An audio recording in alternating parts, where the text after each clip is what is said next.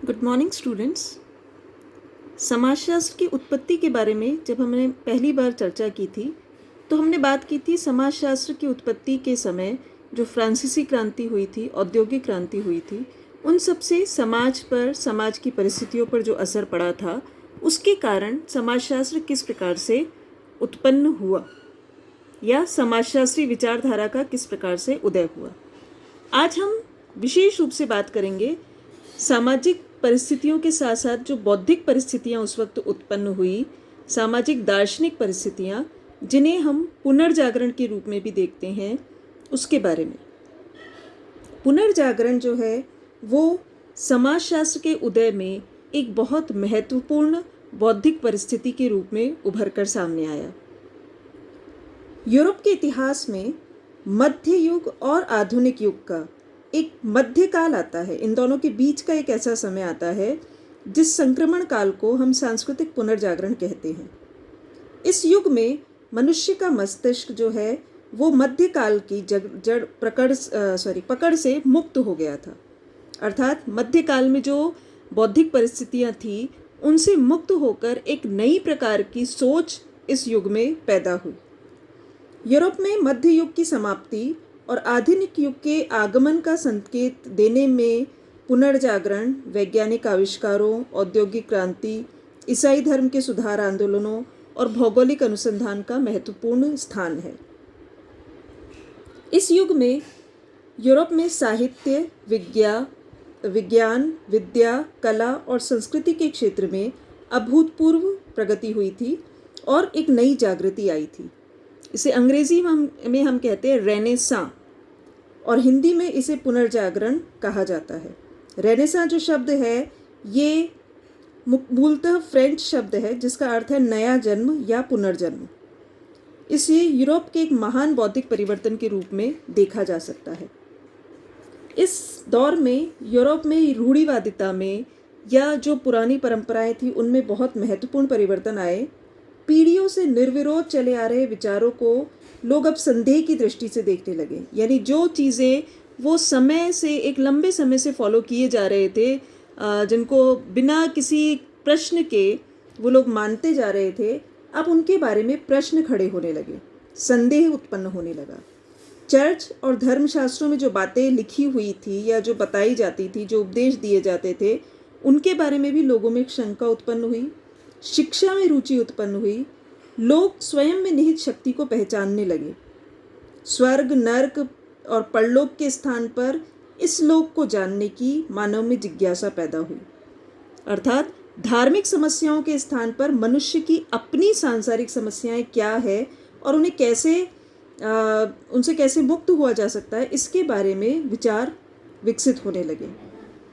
कुल मिलाकर पुनर्जागरण जो था मध्यकालीन अंधविश्वास, रूढ़ियों, चर्च और धर्मशास्त्र के बंधनों से मुक्त करके स्वतंत्र चिंतन और व्यक्तित्व विकास का अवसर देने वाला एक नया युग था। पुनर्जागरण के लिए जब हम बात करते हैं तो उसकी प्रमुख विशेषताओं को अगर हम जिक्र करें तो पहली बात यह है कि पुनर्जागरण में पहली बार स्वतंत्र चिंतन को महत्व दिया गया। दूसरी चीज़, पुनर्जागरण में मनुष्य को अंधविश्वासों, रूढ़ियों, धर्म और चर्च के बंधनों से मुक्ति मिली और स्वतंत्र विकास का मार्ग प्रशस्त हुआ। पुनर्जागरण युग में एक विशेष मानवतावादी धर्म का उदय हुआ जिसमें मनुष्य अपने बारे में और अपनी समस्याओं के बारे में विचार करने लगा। इस युग की एक विशेषता और थी कि देशज भाषाओं यानी जो स्थानीय भाषाएं जो थी उनको महत्व दिया जाने लगा, उनके बारे में विचार प्रारंभ हुआ। उनके अंदर जो भी पहले ये हुआ करता था कि यूनानी और लैटिन भाषा में ही ज़्यादातर ग्रंथ लिखे गए थे, परंतु अब आम बोलचाल की भाषा को भी गरिमा और सम्मान मिलने लगा। पुनर्जागरण युग में चित्रकला में यथार्थ का चित्रण किया गया, वैज्ञानिकता को महत्व दिया गया, मिथ्या विश्वासों और अंधकारों को अस्वीकार किया गया। पुनर्जागरण कुल मिलाकर एक ऐसा युग था जिसने जो तत्कालीन परिस्थितियां थी उनमें जो रूढ़िवादिता, अतर्क से रिलेटेड जो चीज़ें थी जिनके पीछे कोई तर्क नहीं था, कोई अर्थ नहीं था, सदियों से जो चीज़ें लोग फॉलो कर रहे थे उनको वो एज इट इज़ मानते आ रहे थे, उन सब के खिलाफ एक नई आवाज़ उठाई। पुनर्जागरण के बहुत सारे कारण थे। यूरोप में पुनर्जागरण मुख्यतः धार्मिक जो कुछ परंपराएं थी उनके विरुद्ध हुआ था। उन सब के पीछे बहुत सारे ऐसे कारण थे जो कि धीरे धीरे धीरे करके उसे पुनर्जागरण की स्टेज तक लाए थे। ये पुनर्जागरण युग कब और कैसे प्रारंभ हुआ इसके बारे में कोई एग्जैक्ट डेट नहीं दी जा सकती, परंतु सामूहिक ज्ञान और देश विदेश की अनेक ऐसी परिस्थितियां थी जिनके परिणाम स्वरूप यूरोप में पुनर्जागरण की स्थिति विकसित हुई। पहली चीज थी धर्म युद्ध। ईसाइयों का जो पवित्र स्थान माना जाता है जेरूसलम, उसके अधिकार को लेकर उस समय ईसाइयों और मुसलमानों में युद्ध चल रहा था। एक बहुत लंबे समय तक, लगभग 200 वर्षों तक ये धर्म युद्ध चला था, जिसमें ईसाइयों की पराजय हुई थी। यहाँ पर मुस्लिम देशों के संपर्क के कारण यूरोप वासियों ने कई नई चीज़ें सीखी। इससे ईसाई जगत में पोप की सत्ता को ठेस लगी, धर्म के बंधन शिथिल हुए और नवीन वैज्ञानिक दृष्टिकोण का विकास हुआ। दूसरी चीज़ जो हुई थी पुनर्जागरण के में एक महत्वपूर्ण योगदान जिसने दिया वो था व्यापार का विकास। व्यापार और वाणिज्य के विकास ने और आर्थिक प्रगति ने पुनर्जागरण की रास्ते खोल दिए। पहले अधिकांश भूमि और संपत्ति जो थी वो सामंतों और चर्चों के पास थी, जिनके कारण वैज्ञानिक प्रगति, अनुसंधान और खोज आदि ज़्यादा नहीं हो पाए थे। उन्हें परिवर्तन के नाम से ही डर लगता था, क्योंकि उन्हें लगता था हमारी सत्ता छिन जाएगी। परंतु धीरे धीरे व्यापार और वाणिज्य का विकास होने लगा। नए नगर बनने लगे जिनमें सामंतों का प्रभाव नहीं था। इन नगरों में व्यापारियों और मध्यम वर्ग को प्रभुत्व मिलने लगा और ये लोग लेखकों, साहित्यकारों, कलाकारों, विद्वानों, वैज्ञानिकों इनको प्रोत्साहन देते थे और विचारों के आदान प्रदान की यहाँ पर स्वतंत्रता मिलने लगी। और जैसे ही विचारों के आदान प्रदान की स्वतंत्रता मिलने लगी तो जाहिर सी बात है कि मनुष्य ने सोचना प्रारंभ किया, तर्कशीलता प्रारंभ की, प्रश्न उठाना प्रारंभ किया। एक और जो वजह रही थी पुनर्जागरण की, उसमें अरब देशों का भी बहुत महत्वपूर्ण योगदान था। अरब देश के जो लोग थे वो स्वतंत्र चिंतन के समर्थक थे। उन्होंने बहुत सारी शिक्षण संस्थाओं की स्थापना की थी जिसमें धर्मनिरपेक्ष ज्ञान विज्ञान की शिक्षा दी जाती थी। इसके कारण यूरोप में भी काफ़ी परिवर्तन आए। एक और महत्वपूर्ण कारण था मंगोल साम्राज्य का संपर्क। मंगोल साम्राज्य के संपर्क में आने से यूरोप जो है वो धीरे धीरे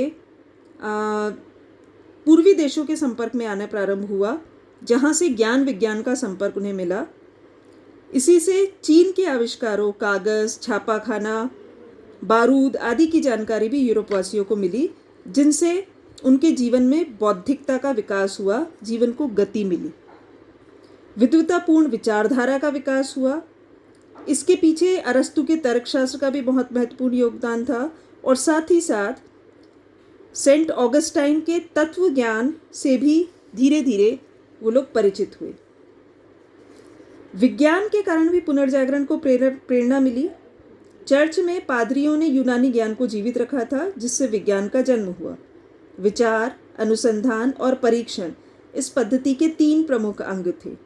इस पद्धति के कारण अंधविश्वास के स्थान पर सत्य और तर्क को प्रोत्साहन मिला और धीरे धीरे पुनर्जागरण जैसी मानसिक क्रांति का रास्ता खुला। इसी के साथ एक महत्वपूर्ण जो कारण था वो था नए देशों की खोज। पुनर्जागरण के समय बहुत सारे नए देशों की भी खोज हुई थी। व्यापार में वृद्धि के लिए जल और थल मार्गों की आवश्यकता महसूस की जाने लगी थी। भूगोल के विकास, ईसाई धर्म के प्रचार और यूरोप की आबादी में वृद्धि के कारण नए देशों की खोज हुई और जिसके कारण धीरे धीरे पुनर्जागरण का विकास हुआ। माना जाता है कि पुनर्जागरण का जन्म और विकास मूलतः इटली में हुआ और यहाँ से धीरे धीरे फ्रांस और इंग्लैंड तक पहुँचा और धीरे धीरे ये जर्मनी जो है वो पुनर्जागरण का एक महत्वपूर्ण केंद्र बन गया, क्योंकि जर्मनी और इटली बहुत नज़दीक है। पुनर्जागरण की ये लहर धीरे धीरे यूरोप के अन्य देशों में भी फैली।